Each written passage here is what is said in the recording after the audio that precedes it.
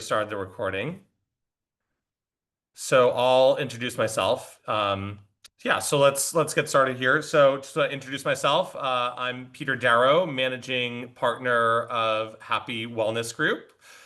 We are an investment group and advisory focused on the wellness industry as a whole. We have two arms to our business: fundraising and advisory work. We manage a large syndicate composed of angels, VCs, and family offices that we work with. We do a lot of co-investment opportunities as well as host private events such as this for our investor community. Our goal is to leverage our domain expertise and ecosystem to drive founders toward a successful exit.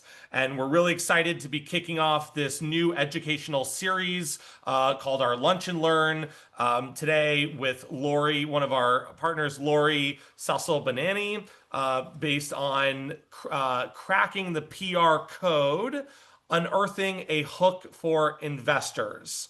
And so with that, I'm excited to turn it over to Lori to share some of her insights. Awesome. Thank you. Let me just share my screen. Can everybody see it? Perfect. All right. Thank you everyone for being here. I am Lori Sasso-Banani. I'm going to talk for about just 10 to 15 minutes, and then I would love to just open it up for conversation. This session, Cracking the PR Code, Unearthing a Compelling Hook for Investors, is about how your story gets understood, remembered, and repeated. So people can remember what they can repeat because strong deals do not speak for themselves. The story does. And if your story is difficult to understand or hard to repeat, it's hard to share. And if it's hard to share, it's hard to grow. And so, like the game of telephone with some tin cans, the goal today is clarity, not hype, not spin, but just really being clear about what you do. So we focus on our portfolio companies. What about us? Does that sound familiar? What's our story? Supporting your portfolio companies is obviously very important. But if people can't quickly explain what you stand for and what you do and who you support, your message will get quickly diluted. And so, again, the goal is a story that someone can repeat after hearing it once, not some sort of convoluted nonsense, but what is your messaging? And so, a hook is the reason that someone should care now. It's not a slogan, it is the tension, a shift, or a belief that makes your own perspective relevant. And if your positioning could live on another fund's website, it is not distinct enough. And there's many ways to build a hook. Four of them are market shift. Something has changed, obviously. A point of view. What do you see or think that others don't? Momentum and forward traction. And a broader conversation where your story sits culturally, socially, economically. And that is your core narrative. And it's expressed differently depending on the room, the conversation, and the audience. And so we do not change the story, we change the angle based on the audience. And so your core narrative is the hub, which is the single perspective that you want to be known for. And the spokes are the different ways that the stories show up in LP and founder conversations, industry panels, portfolio support, media, and that can span from trade publications to global news. It's the same core, but it's all these different entry points.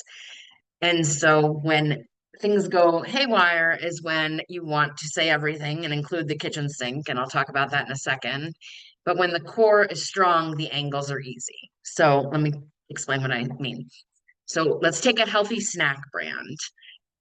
Maybe their core message is we make food that people feel good eating. So that's the core narrative. And from there, you have different spokes. So the consumer snack brand isn't just a snack, it has all these different legs. So, is there something cool about your manufacturing process? Is there some kind of ingredient, a superfood that's being touted as the next big thing? Is it healthy? Do kids love it? Does it travel well? Is your packaging sustainable? Are you, helping with elder care? Is it something that's easy to chew? And so not only do you still have, we make food people feel good eating, but you have all these different legs to have these different conversations, whether it's direct to consumer, it's B2B, and it's, in these different spaces. So um, they the angles and storylines now span sustainability, manufacturing, a whole food plant-based diet, elder care, parenting, manufacturing. But if you have the same core message, you just have different angles for different audiences, which result in different conversations, and it's the same story. But this is what makes it stick. And so a hook matters when there's a reason to care now. Why now? What about this matters right now? Because your story should be able to stand up as either a clear headline, a signal in your sector, or part of a broader trend. And if it doesn't, it's internal, and internal updates are not news. And so, I think something really important to remember is that not everything needs to be announcement worthy. And so one of the things I always suggest is for people to take an audit of the angles and storylines they do have, whether it's a product win, founder stories, thesis, data, market insights. And it's not, is this interesting to us? But the question is it interesting outside of our world? And that's the filter. Sometimes you're not aiming for the front page of the New York Times. Newsworthy just means relevant, timely, or connected to a broader shift. And so some angles will be timely and tied to the news cycle. Some will be evergreen, and both work, just different reasons. And so the goal of these audits that I recommend is to identify what has external weight, not just internal importance. And there's a fine line between that because the announcement is not necessarily story, the context is. And so I have three examples of companies who led with context and tension, not just announcements. So Maven framed women's health as an equity gap and not just telehealth for women. Aura leaned into the shift from performance to recovery and not just a fitness wearable. Obviously, Maven and Aura have a partnership and they're focused on data and telling your story. And then, full disclosure, her MD was a client of mine, and we announced a $10 million fundraise, but we positioned the lack of access to menopause and women's sexual health, and this cultural shift, not we raised $10 million. And so all of these stories work well because they started with context, not an announcement.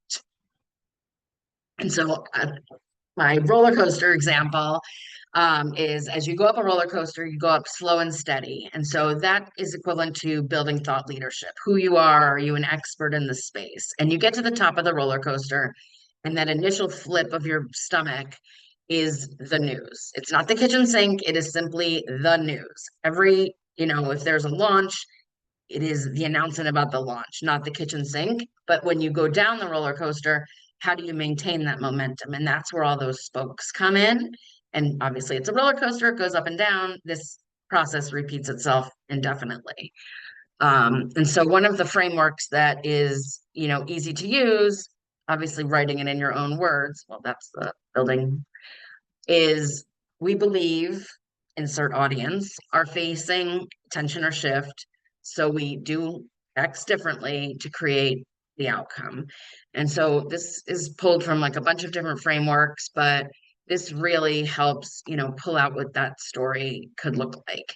And once you have that, you have language repetition and your story builds recognition, and ultimately deal flow, whether that's an LP and founder conversations, your portfolio company support, LinkedIn and socials, media, external panels, etc. And so telling your story succinctly and often has a lot of valuable traits. You increase brand recognition and reach, or recall. You expand visibility and reach. We could talk a little about borrowed networks, gaining exposure beyond existing networks. Third-party credibility is a key piece of PR. Strengthening your reputation and credibility, which positions you as an expert. It also makes you more findable, both in search and LLMs, which is really important, and it can help pique inbound interest, which is always nice. And it can strengthen recruitment and retention. And most importantly, you can attract and accelerate qualified deal flow because once people know how to talk about you, it's easier for them to send opportunities your way. And so it is not needing you in the room to explain it because your story is being able to be told accurately and succinctly. Um, and so that's the work I do. I help teams clarify their story for their audiences. And it accelerates clarity, accelerates deal flow. No one, back to the game of telephone, no one is playing that game of telephone and getting it right unless the message is super clear. And I have, if you want to go deeper, I have a third party that created this HER-MD case study around the $10 million raise. I also have a do-it-yourself program, building your path to visibility. And then I also give this as a founder-focused workshop that goes further into something to offer founders. And so that is I'd love to open it up for conversation because that's my favorite part. But I also have an insider guide to communicating effectively. And full disclosure, you will join my mailing list, but it's all about amplifying your impact. There's about 13 tips in there, and I'm more than happy to open it up to conversation. If what's stuck, what's resonating, where does this feel useful, and how can I answer any questions? Well, thank you, Lori, so much. That was fantastic. Really appreciate you sharing, and we'll definitely also share that guide as well. Yeah, Perfect. and would love to open it up to questions. I guess I'll take a personal priority here, and just to get us started, I'll ask two questions that came to mind. One is how much should this is kind of an open-ended question. How much should investors place, and I know you touched on this, place emphasis or weight on on media placements for companies? I mean, some people have a lot of PR, but it doesn't necessarily translate to bottom line. And so I know that it's easy to get excited on deals or opportunities. And the question is, how much weight should a investor put on media placements when they are doing diligence on a deal? So that's my first question. Then my second question is more geared toward investors who are raising for funds, or they're raising for their own funds, whether or not these same principles would kind of come into play. And if I am an investor raising for a fund, is it the same kind of level of importance of narrative and storytelling, and kind of do the same principles apply? Basically, is what I'm asking for a company than raising for a fund. Sure. So that's the question with a lot of parts. Luke, do you want to stop the recording for this? You can keep it, and we can always Um, snip it out okay, later. perfect. Okay, awesome. So I think that it depends is really the biggest answer. And because the answer has a couple of parts. So one, right now, the current news cycle is insane. And so really having a story that sets it apart. So in terms of media coverage. Nobody's covering you because you exist. It's covering you because there's some kind of timely angle that is interesting to their readers, right? Or whoever is that target. That's where the thought leadership can come in really nicely because in trade publications or even just having your opinion expressed in articles, it builds you up as a thought leader versus, how can I get my story told? Because, there's so much, AI slop being pitched to journalists. Journalists, Wall Street Journal just cut their entire health and science team a couple of weeks ago. So, and there's always the, 6 or 7 PR people to every journalist. So what you're pitching really needs to be timely, it needs to be succinct, it really has to have legs. And so if it doesn't, the way to tap into that isn't just like, oh, well, PR failed because we didn't get hits. Well, what are the other angles to go after? What does that thought leadership look like? Where can we insert ourselves into the conversation on social? What does that, look like? Can I engage with a journalist so they know my name? Or how does that look? Because unless there's news and you're targeting the right journalist, I think right now it's so cluttered. And I have a lot of journalists that I've been talking to who aren't even writing on their beats right now because they're getting pulled into different stories. Got it. And then just my latter question on the fun side of things, I guess, in terms of awareness and deal flow, and I mean, I guess, is it the same? Would you treat the same principles of a company getting awareness to like a fund? I know that may not be what you know the design of the presentation was, but I'm just curious, are there same principles that someone who's raising for a fund can kind of incorporate into their Same thing. fundraising process? Same thing. And when they've closed that fund, there's obviously a story there, right? I've done tons of funding announcements, but those funding announcements need to be tied to something interesting in the market, right? It's not, hey, we raised money, come look at our press. It's got to have that. It's really has to have that story. And so raising for a fund, you know, doing PR just to get investors interested isn't compelling enough for a journalist. I would seriously push back on that. And so really digging deeper into, the bicycle example, like what does that look like and how can you, talk to your intended audience with the intended message that it resonates well. Yeah, I mean, it's all about what's going to attract a journalist. What's going to get them. I mean, ultimately, it's about understanding from your who you're targeting, right? And getting how they're gonna what is going to get them interested in you. And ultimately, I think a lot of people forget this. The journalist's number one goal is not to get you coverage, it's to tailor articles that their audience will read. They want clicks, they want people to comment on their pieces. That's the number one thing. Great. Yeah. Thanks, Lori. You're welcome.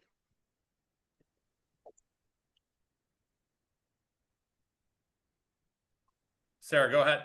I'll jump in. Yeah, I have so many questions, but uh, I'm curious as the landscape on earned media has changed so much in the last few years. How much are you looking at thought leadership versus, from a strategic perspective, gearing everything towards virality? Thinking about it from a trade publication to placements in social media. Curious what your approach is and how you tailor those to clients from a strategic perspective. So this summer was actually the slowest summer in terms of media pitching, I think, since I've started my company 10 years ago. And so the increase was absolutely on thought leadership. I did a lot of ghostwriting in terms of placing stories that way versus getting media coverage. There was so much going on. I had journalists say, I love this story. I can't cover it. I'm not, this is so, um, it's perfect for my beat, but I can't cover it right now because there was so much other stuff going on that it was the most bonkers summer that I'd ever seen with media relations. Interesting. And my second question is, how important is it for you to kind of have a hand in glove approach with paid media and earned media? So, are you familiar with the peso model? Do you know what that No, is? no. Okay. So you can go on a website called Spin Sucks Oh, and yeah. So there's the peso model is paid, earned, shared, and owned media. I obviously play in earned and owned media, but I think, having all four of those pieces are really important because that's what makes a campaign go. So I do think, and I've had some of the thought leadership has had paid dollars behind it. That's not my expertise, but I think it's really important to um, pair all of these together and knowing what kind of cluttered media cycle we are in. It's hugely important. And um, yeah, spinsucks.com is the website, and I should have put it in the presentation, but there is a graph and it actually has all these different ways. I can send it to Peter afterwards and we can share it because I think that is it's a super helpful way of looking at, all the ways you can get your message across. Awesome. thank you. Thank you so much. I You're also welcome. just wanted to welcome, I think, Noah Stern of Branded Hospitality. Hey, I don't know if he's here, but hey, Noah. I'm here, Peter. How are you today? Good to see you. You as well. Thank you for having me. Yeah, no, of course. I don't know at what point you jumped in or whether you were able to catch any of the presentation, but would love to give you an opportunity to ask any PR related questions that might be on your mind. I know that Branded Hospitality does a lot in the kind of PR space. Sure. I unfortunately I don't have any context from the presentation earlier. I jumped in late to this. All good. So I guess I can come up with a question on the spot, and hopefully no one's asked it already. Um, No, it, not it, to put you on the spot. It was yeah, just an no, no. opportunity, not an obligation, Noah. Sure. I guess I'll relate it to hospitality and restaurants as that is my domain expertise. In the space of restaurants, I mean, I think there's a lot of hype that comes around with these new concepts that are coming out. One that comes to mind, at least in New York City where I'm based, is pop-up bagels. As a true New Yorker, I have a little bit of an issue with the brand, just given that they're not true and tried bagels. But as someone in PR, how do you weigh, getting the attention and getting people in the first time versus the longevity of having people come in, on a recurring basis? I think it's very easy to come up with a concept where people will come in and try it because it's all the rage, but then maybe you don't see them come in that second, third, fourth time. So I guess specifically as it pertains to restaurants, how do you weigh that when doing a PR campaign and mix it with the actual people who are doing the cooking or the restaurant strategy behind that? So that is not my domain expertise, but I know PR obviously can be used for, acquiring more users, followers, etc. And if there is a pop-up, there's the option of virality. There's the, get it now, get it soon. Starbucks this week had major news because they ran out of those glass bears or something. So the get it now, do it now, there has to be, what's the next piece of it from the brand side? What else are we going to do? They come once, they try it, they either love it, they hate it, or it's not convenient. If it's a pop-up, what does that look like? Does it go away? So it's thinking about, before you even launch, what's the next step of that? What do we want people to do? Do we want more followers from that? Do we want people to come back and basically drive the communication and or the media, to support that? Is this pop-up bagel like just one location? What is it? Just out of curiosity. So it's a relatively new concept. No, I think they're on maybe their fourth location in New York or so. They actually Okay. just launched franchising. They're about to go all across the country, but they're hot, ready to eat bagels that are intended to what they call rip and dip. So it's more of a roll, I guess, than a bagel, although they do call it a bagel. Nice. And it's gone absolutely viral on social media, which has allowed it to become a franchise business. Wow. So, I mean, that's going to help out too with the franchising because that will maintain the momentum, especially around the holidays when people are going home for different markets, outside of New York, or they're talking about it. Um, and Ian obviously loves them. People do love them. That I don't think there's anything wrong with a hot piece of bread dipped into a delicious dip. And Ian, is it the taste that will make you go back? Is it the location? Is it the experience? Yeah, I had it last time I was in New York. I was actually, funny enough, I was looking for a different bagel spot, but the line was like an hour long, so I settled with pop-up bagels that I never heard of before at the time, and I ordered it, and it was both. I mean, it was, it was kind of like Noah mentioned, it was just, a round piece of dough, but the cream cheeses it came with were pretty good. It was tasty. It was very good. No complaints.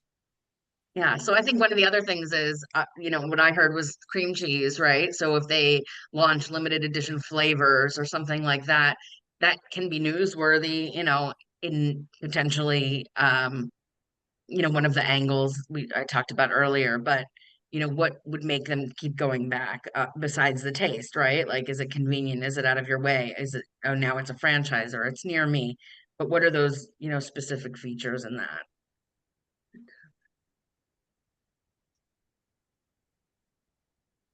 Ah, so it's going global. Susie just said we have a rip and dip concept that just launched here in Berlin.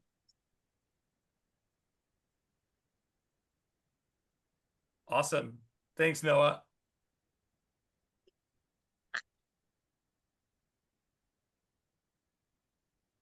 Any other questions for Lori here?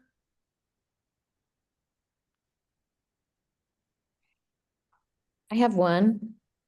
I don't know where my button is to raise my hand, so I'll just Go chime for it. in.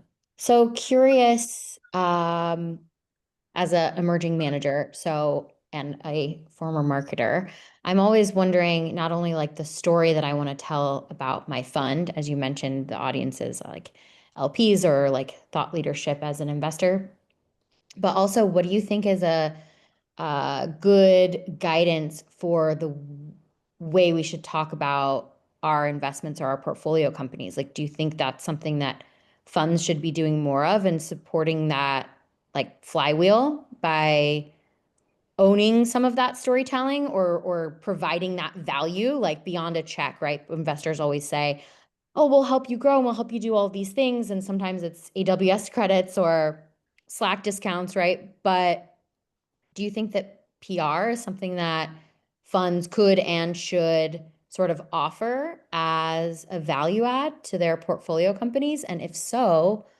what would you see as the best way to structure something like that? Yeah, I mean, funds offer, plenty of, the AWS credits or, introductions, but even just something as simple as, there might be somebody, um, for example, I host these monthly Ask Me Anythings. They're 30 minutes. People can come in. I started it with funding announcements and now it's just general comms.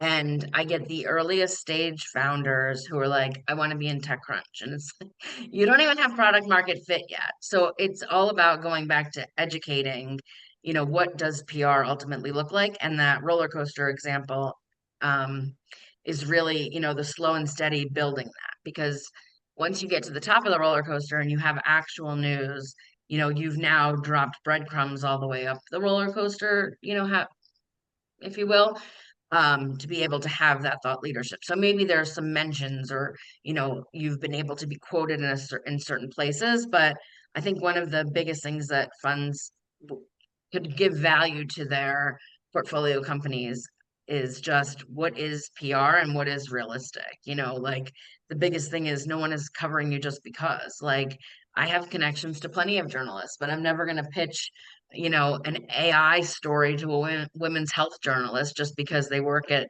they have a byline at a place that somebody wants. They're not going to cover you like, let me do you a favor. Like they've got their beat, and that's super important to stay on. And one of the things I always tell founders is find the people who are writing about your competitors, find the people who are writing about your industry, and just start following them. Have their content coming into your feed regularly because you will start to see what a story looks like. And so I would do that for a fund, an industry, anything like that. Cool. Okay. Yeah, just thinking about like how else I can provide value and then what that would look like to support whatever that story is. And then of course, like what is the story? Because then it's dual amplification, right? Bragging rights for the investor and then benefits to the founder, whether that's part of almost their own go-to-market or helping their recruiting efforts, right? Which elevating the founder and thought leadership in a cool place to work. I think there's probably a lot of reasons why an early stage company would want some sort of press and just wondering kind of the best ways to And do this, that and make that all and this happen. is this is a very super abbreviated version, but the one that I offer to founders is typically a 3-hour workshop, and we go through the hub and spoke model. We go through what separates them differently. I've got a ton of different things, and people are usually writing tons of notes, and say that they've gotten so many ideas sparked from that, and it's all things that they can do themselves at an early stage. Because that's Cool. the other thing. I always tell clients and founders that want to work together, like, I am not in the business of wasting your money. And at a certain stage, like, you're far too early for PR, to pay for somebody to do your PR. There's tons of ways to offer that and to do that, on your own, you know, because an investor doesn't want to see like you barely have product market fit and you're paying for PR. Like that just doesn't make any sense. Yeah, sure. Cool. Yeah, and PR doesn't mean that you have product market fit either, just because you're getting paid placements. Exactly. And I focus on the earned space, so you have to have some third party credibility there, but you know, you can be an expert on your space, but it doesn't mean that your company is going to get written about. So I think going back to Susie's question, the biggest, you know, yes is, you know, not only offering PR services, but just the education of what PR is. You know, you're not going to get a TechCrunch story just because you exist. I have another question. Sure. I know you were talking about the peso framework. Mhm. So the rise of everyone becoming their own distribution channel. So there's like traditional media, but then content creators, and I don't mean like influencers. I mean more like people becoming their own voices and using platforms like Substack or LinkedIn to elevate their own thought leadership and then self-publishing and creating their own audience. I don't know if that's anything that you help do. I know you mentioned some ghostwriting work, but can you talk a little bit about that and that being kind of what's been happening right now and how to integrate that best, whether you're a GP wanting to elevate your own thought leadership or how to help guide your own portfolio companies and founders to do the same when that makes sense? Would just love your insights there.